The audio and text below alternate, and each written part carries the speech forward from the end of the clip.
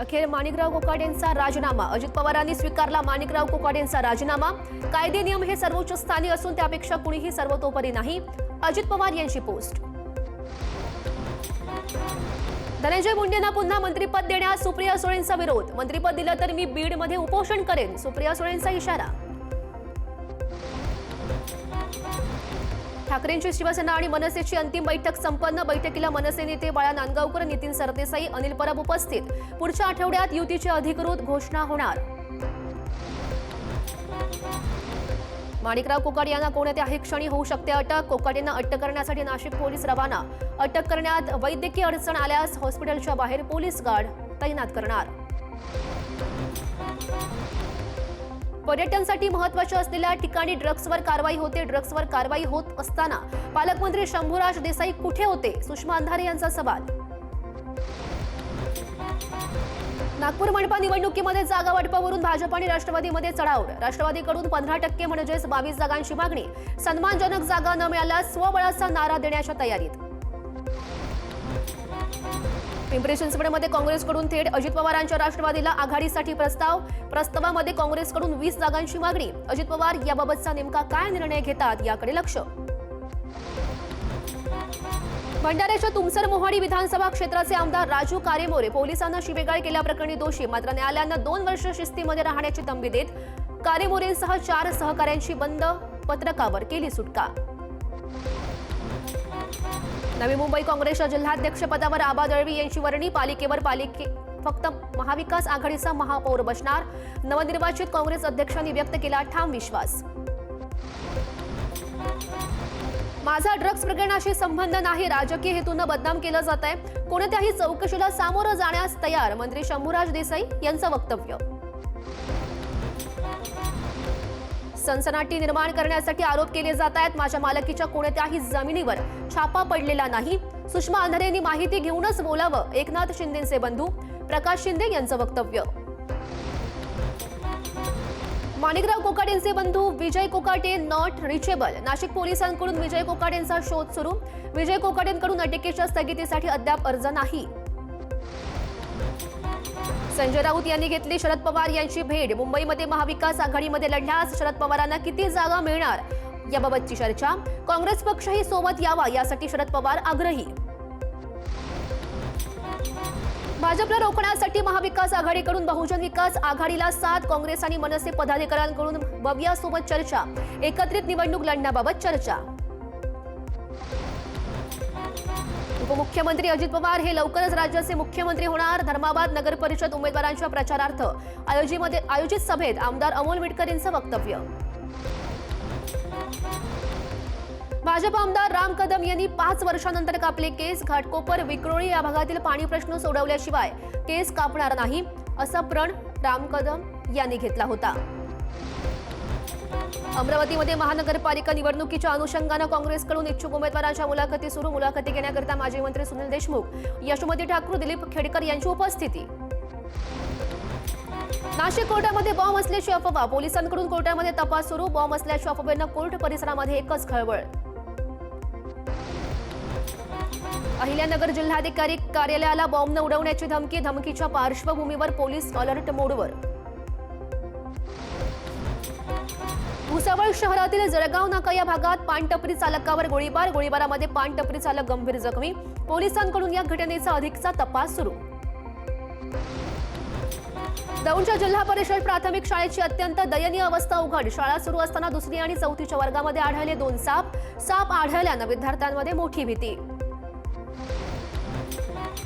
संभाजीनगरच्या पैठण शहरामध्ये जादू टोण्याचा धक्कादायक असा प्रकार. पैठण नगर परिषदेच्या ठाकरेंच्या शिवसेनेच्या उमेदवार मंगल मगरेंच्या घरासमोर जादू टोण्याचं साहित्य आढळल्यानं एकच खळबळ. हिवाळी अधिवेशनामध्ये तहसीलदारांवर करण्यात आलेल्या निलंबनाच्या कारवाईच्या निषेधार्थ तहसील कार्यालयानं पुकारलेल्या संपाला 2 दिवस पूर्ण. दुसऱ्या दिवशीही कामकाज बंद ठेवल्यानं तालुक्यातील प्रशासकीय यंत्रणा ठप्प. गडचिरोलीच्या भामरागड तालुक्याचा जिल्हाधिकाऱ्यांकडून दौरा. विविध विकास कामांची सविस्तर पाहणी करत स्थानिक नागरिकांच्या समस्या जाणून घेतल्या. गोंदियामध्ये धान विक्रीसाठी नोंदणीला 31 डिसेंबरपर्यंतची मुदतवाढ. 1,14,000 शेतकऱ्यांकडून नोंदणी. हमीभावानं धान्याची विक्री करण्यासाठी शेतकऱ्यांना बीम पोर्टलवर नोंदणी करणं आता अनिवार्य.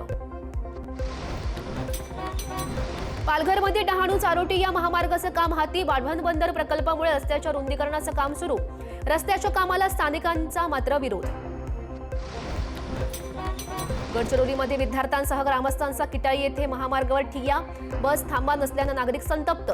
ठिय्यामुळे 2.5 तास वाहतूक खोळंबलेली होती.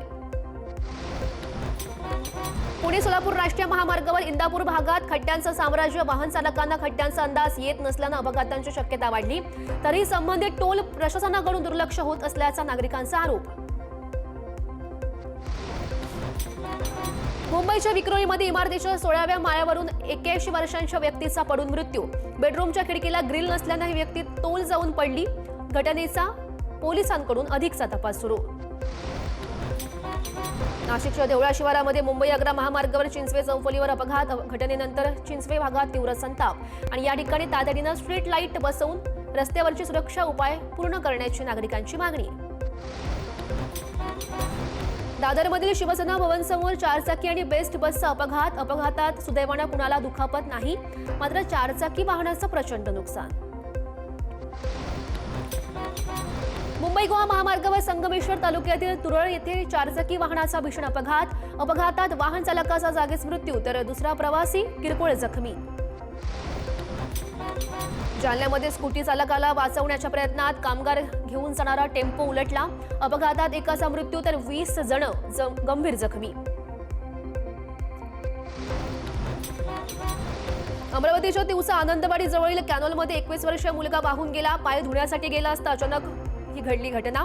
मुलगा वडिलांसमोरच वाहून गेल्याची माहिती. रत्नागिरी जिल्ह्यातील खेडमध्ये मंडणगड मार्गावर एसटी बस आणि दुचाकीचा भीषण अपघात. अपघातात दुचाकी स्वाराचा जागीच मृत्यू.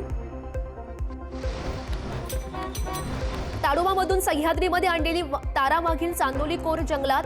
Soft release. पिंजऱ्यातून तारा वाघीण पडली बाहेर. चंद्रपूरमधील अवैध सावकारांना 20 डिसेंबरपर्यंतची पोलीस कोठडी. सावकाराचं कर्ज फेडण्यासाठी शेतकऱ्यांना विकली होती किडनी. पोलिसांकडून 6 सावकारांविरोधात गुन्हा दाखल.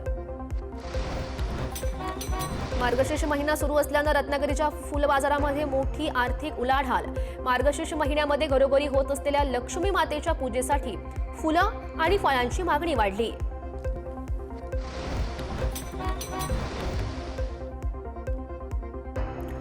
परळ येथील शात्रक कुलोत्पन्न मराठा समाज शिक्षण संस्थेचा शताब्दी महोत्सव सोहळा उत्साहामध्ये साजरा. नरे पार्कमध्ये खास राहुटी मेळावा. राज्य दर्शन उपक्रमाचं आयोजन. शिरोडकर हायस्कूलच्या माजी विद्यार्थ्यांनी घडवलं राष्ट्रीय एकात्मतेचं दर्शन. वसईच्या मालीव येथे तरुणाचा मृतदेह आढळल्यानं एकच खळबळ. तरुणाची धारदार शस्त्रानं हत्या केल्याचं समोर. ओळख पटवण्याचं काम सुरू. नागपूरमध्ये बार चालकावर हल्ला केलेल्या 10 आरोपींना पोलिसांनी केली अटक. रात्री उशिरा बारमध्ये बसण्यासाठी मनाई केल्यानं आरोपींनी बार चालकावर केला होता हल्ला. हिंगोली जवळच्या लिंबाळा मक्ता या परिसरात वेश्या व्यवसायाच्या अड्ड्यावर पोलिसांचा छापा. कारवाईमध्ये 3 तरुणींना पोलिसांनी घेतलं ताब्यात. पोलिसांकडून अधिकचा तपास सुरू.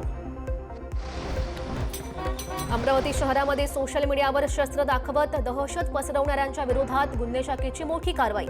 दहशत पसरवणाऱ्या तरुणाला ताब्यात घेत चिनी चाकू जप्त. नागपूरमध्ये घरफोडीची घटना. घरातील दागिन्यांसह 10 लाखांची रक्कम जप्त. पोलिसांकडून आरोपींचा शोध सुरू. शिर्डीमध्ये 17 वर्षीय तरुणावर चौबरानं जीवघेणा हल्ला. इंस्टाग्रामवरील मैत्रीच्या वादातून हल्ला झाल्याची माहिती. भर दुपारी झालेल्या हल्ल्यामुळे परिसरामध्ये एकच खळबळ. छत्रपती संभाजीनगरच्या उवरगावमध्ये जमिनीच्या वादातून माजी सरपंचांची हत्या. पठाण यांच्यासह त्यांच्या दोन्ही मुलांवर मारहाण. हत्येप्रकरणी एकाला अटक. छत्रपती संभाजीनगरच्या पाचोडमध्ये एकाच रात्री 2 ठिकाणी चोरी. अंदाजे 30 ते 40 हजार रुपयांची रोख रक्कम नंपास. नागरिकांमध्ये चिंतेचं वातावरण. सांगलीमध्ये शाळकरी मुलीवर सराईत. गुन्हेगारासह दोघांकडून अत्याचार. अत्याचारानंतर पीडितेचे कपडे पळून विवस्त्र सोडून दोघे झाले होते पसार. पोक्सो अंतर्गत गुन्हा नोंदवत दोघांना केली अटक.